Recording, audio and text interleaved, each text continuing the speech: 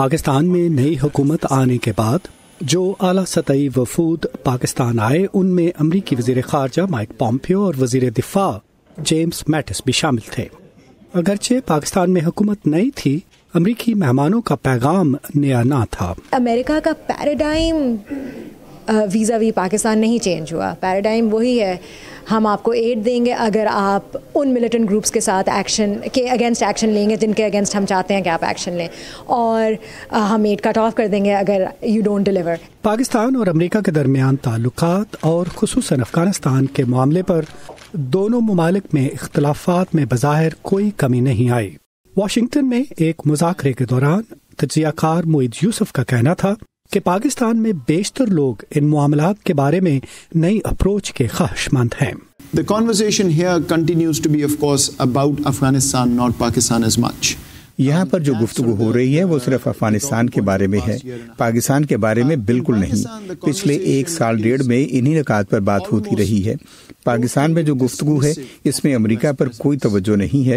Election سے پہلے اور بعد میں پاکستان کی گلیوں میں نمایاں طور پر تبدیلی کے لیے خوشی کا احساس پایا جا رہا ہے۔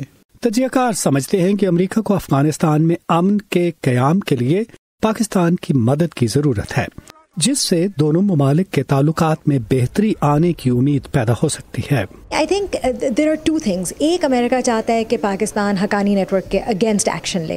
دوسرا، امریکہ چاہتا ہے کہ پاکستان اپنی جو بھی لیوریج ہے افغان طالبان کے ساتھ وہ یوز کرے کہ افغان طالبان کو کہ جو ایٹ لیسٹ جو افغان طالبان کے فیکشنز ہیں جو پیس چاہتے ہیں ان کو ٹیبل پہ لائے امریکہ کے ساتھ نیگوشیٹ کرنے کے لیے، اینڈ ادھر ہو سکتا ہے کہ دیر مطلب کوئی پروگرس ہو، because at that point Pakistan ایک کنسٹرکٹیو رول پلے کر رہا ہوگا، and perhaps with this new government Imran Khan plus the Pakistani military can help play that role. تو اس پہ ہو سکتا ہے کہ وی سی سم پروگرس، مے بی اگلے 2-3 مہینے میں نہیں، but maybe in the next year.